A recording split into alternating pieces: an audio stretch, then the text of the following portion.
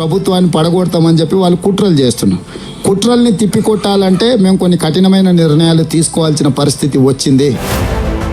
Gate open అయింది మిత్రమా, పొద్దున గేట్ ఓపెన్ చేసి ఒక్క గేట్ తెరిచిన, మొత్తం తెరవాలి.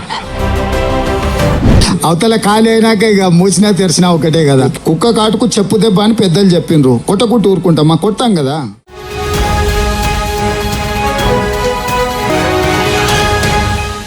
కేటీవీ తెలుగు యూట్యూబ్ ఛానల్లో మీ వ్యాపార ప్రకటనల కోసం 9154949554 కి కాల్ చేయండి. బీఆర్ఎస్ ఖాళీ అవుతోంది. నేతలు వరుస పెట్టి గాంధీ భవన్ వైపు పరుగులు తీస్తున్నారు. పిలిచినా పిలవకపోయినా వెళ్లిపోతున్నారు. నిన్నటి అధికార పార్టీలో ఉండేందుకు ఇష్టపడటం లేదు. ఆగమైపోతారు బాబు అని కేసీఆర్ పిలిచి మరీ హెచ్చరించినా ఎవ్వరూ ఉండటం లేదు. ఎంపీ టికెట్లు పొందిన వాళ్ళు సైతం మేముండలేమని గుడ్ బై చెప్పేస్తున్నారు. అలా ఎందుకు జరుగుతోంది? ఒక్కసారి ఓడిపోతేనే పార్టీ వదిలేసి పారిపోవాలా? మేముండలేమని చెప్పేయాలా? మీరు ఇత్తడి వాళ్ళు బంగారమని మొహం మీదే కుండ బద్దలు కొట్టాలా? అసలు ఇందులో పైకి కనిపించేదంతా నిజమేనా? తెర వెనక ఏదో మతలబు ఉందా? తెలంగాణ రాజకీయాల్లో గురువారం 2 సంచలనాలు నమోదయ్యాయి. కేసీఆర్కు అత్యంత సన్నిహితులుగా భావించే కేకే, కడియం కుటుంబాలు ఇప్పుడు ఓవర్ టు కాంగ్రెస్ అని నినదించాయి.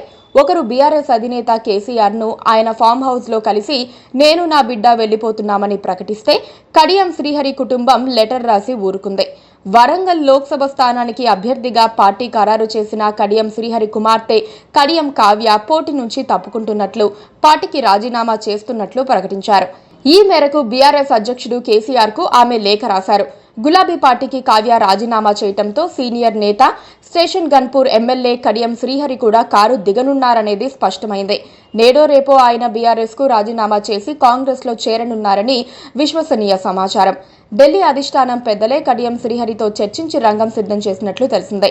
నిన్నటిదాకా వరంగల్ నుంచి బీఆర్ఎస్ అభ్యర్థిగా ఉన్న కావ్య అదే స్థానం నుంచి కాంగ్రెస్ టికెట్ పై పోటీ చేయనున్నట్లు తెలిసిందే. For various reasons, party is losing ground. For various reasons, people are moving away from BRS. So, to serve the people and to do something for the conscience, we have to take a decision. We have to take a call. ఇక BRS general secretary, Rajya Sabha MP K Keshava Rao BRS కు good bye చెప్పేశారు. BRS లో కేకేకి అత్యున్నత స్థానం కల్పించారు కేసీఆర్. అలాంటి వ్యక్తి పార్టీని వీడుతారని ఎవ్వరూ ఊహించలేదు. కానీ కేకే మాత్రం కారు దిగాలని డిసైడ్ అయ్యారు. ఈ నెల 22న కాంగ్రెస్ తెలంగాణ వ్యవహారాల ఇన్ఛార్జ్ దీపాదాస్ మున్షి స్వయంగా కేశవరావు నివాసానికి వెళ్లారు.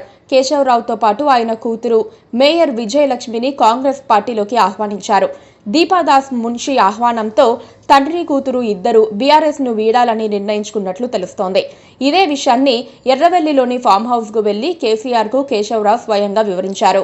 10 ఏళ్లు అధికారం అనుభవించి ఇప్పుడు పార్టీ మారితే ప్రజలు ఏమంటారో ఆలోచించారా అని కేసీఆర్ ప్రశ్నించారట. అయినా బీఆర్ఎస్ ఏం తక్కువ చేసిందని కఠిన నిర్ణయం తీసుకుంటున్నారో చెప్పాలని నిలదీసినట్టు సమాచారం. దేనికి సమాధానం ఇవ్వని కేకే చివరిగా కాంగ్రెస్ లోనే చనిపోతారని చెప్పి అక్కడి నుంచి వెళ్లిపోయినట్టు తెలుస్తోంది. నేను గేట్లు తెరిస్తే మొత్తం వచ్చేస్తానని రేవంత్ సవాల్ చేసినట్లుగానే ఇప్పుడు తెలంగాణ రాజకీయాల్లో పరిణామాలు జరుగుతున్నాయి. ఎన్నికల నగారం మోగింది కాబట్టి ఇంకా ఎన్నికల రూపం చూపిస్తారు. ఇప్పుడు శిక్ష, అధికారం కోల్పోవడమే శిక్ష. ఆ దెబ్బకు కింద పడి ఇరగడాలు కూడా మీరు చూసిరు కదా. అవతల ఖాళీ అయినాక ఇక మూసినా తెరిచినా ఒకటే కదా.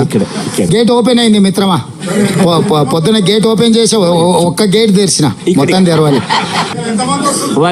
ఇక అట్లా ఎట్లా చెప్తాం సార్, మీరు వచ్చినాకే చెప్తాం కానీ రాకముందు చెప్తాం. ఇవాళ ఆల్రెడీ గేట్ ఓపెన్ చేసిన అని చెప్పిన.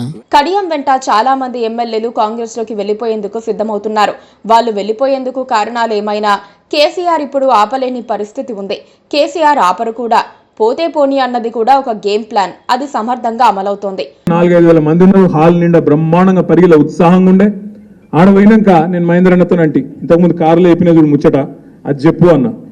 చెప్పమంటే మహేందర్ అన్న లేచి, ఇగో నా మీద పుకార్లు వస్తున్నాయి కాంగ్రెస్ లో కొత్త అని. నా ఒక్కరి మీద వస్తలేవు, రంజిత్ రెడ్డి మీద కూడా వస్తున్నాయి.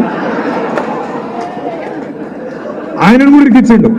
ఇరికిచ్చే ఈయన పక్కకెళ్ళి నిలబెడుతుంది. ఈయన నా మీద ఎందుకు చెప్తున్నాను, నేను నా మీద పుకారుందా, ఈయన లొల్లి. ఇద్దరు నామగడ్డిని లొల్లి పెట్టుకొని ఆస్కర్ అవార్డు గెలుస్తారు చూడు, దానికంటే ఎక్కువ యాక్టింగ్ ఇద్దరు. నేను పోతలేనంటే నేను పోతలేను, నేను మంచోని అంటే నేను మంచోని, నేను పిచ్చోళ్ళకి ఇద్దరు నమ్మిన. ఏం చేస్తాం, నమ్మి ఇద్దరు అద్భుతమైన స్పీచ్లు ఇస్తే గెలిచిపోయినాం. ఇంకేముంది, మళ్ళా పార్లమెంట్ గెలిచిపోయినాం అనుకున్నా. నేను చూస్తే 15 రోజుల తర్వాత సీన్ కట్ చేస్తే ఈయన మల్కాజ్గిరి అభ్యర్థి, ఆయన చేవెళ్ళ అభ్యర్థి కాంగ్రెస్. ఫోన్ ట్యాపింగ్ ఒక భయం. డజన్ల కొద్దీ పోలీసు అధికారులు ఇరుక్కుంటున్నారు.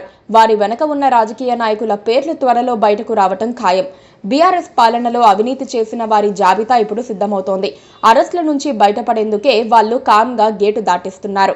రేవంత్ రెడ్డి ప్రభుత్వం బీఆర్ఎస్ నేతలను వేటాడుతోంది. ప్రతి ఒక్కరి చిట్టా బయటకు తీస్తోంది. నాయకులే కాదు, వారి అనుచరులను సైతం వదలటం లేదు. చిన్న క్లూ దొరికినా అరెస్టు తప్పడం లేదు.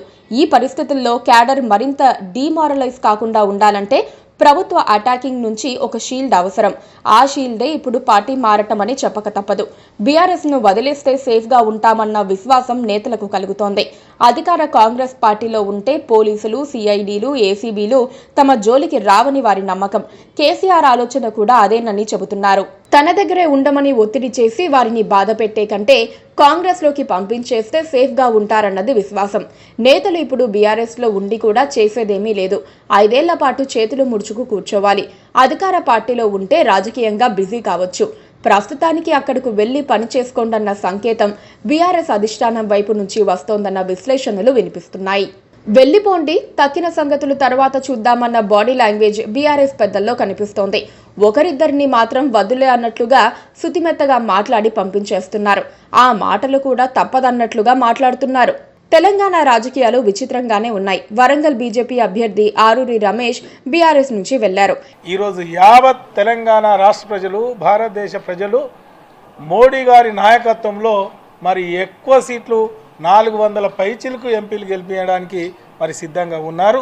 మరి దాంట్లో భాగంగా మరి వరంగల్ పార్లమెంట్ పరిధిలో మరి 7 నియోజకవర్గాల పార్టీ శ్రేణులు మరి అందరూ కూడా ప్రజలతో మమేకమై మరి గెలుపు కోసం ప్రతి ఒక్కరు దీక్ష పూనడం, ఈ సమావేశాన్ని సన్నద్ధం చేయడం కూడా జరిగింది. ఇప్పుడు కడియం కావ్యకు కాంగ్రెస్ టికెట్ ఇస్తారని చెబుతున్నారు. అంటే ఆయా పార్టీల్లో పుట్టిన నేతలు కాకుండా వలస వచ్చిన వారికే కాంగ్రెస్ లో అగ్రతాంబూలం అందుతోంది. ఇదంతా కేసీఆర్ తాత్కాలిక ప్రాతిపదికపై అమలు చేస్తోన్న గేమ్ ప్లాన్ అని చెప్పుకోవాలి. 2028 అసెంబ్లీ ఎన్నికలు దగ్గర పడే వరకు కేసీఆర్ ఎవరిని ఆపే ప్రసక్తే లేదట.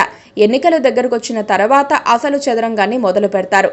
అంతవరకు ఏమీ తెలియనట్లు, బాధపడుతున్నట్లు ఉంటారని కేసీఆర్ ను బాగా అర్థం చేసుకున్న రాజకీయ విశ్లేషణలు చెబుతోన్నమాట. Please do subscribe to Please do subscribe to Please do subscribe to Please do subscribe to Please do subscribe to Please do subscribe to KTV Telugu KTV Telugu KTV Telugu. KTV Telugu KTV Telugu. Please do subscribe to KTV Telugu.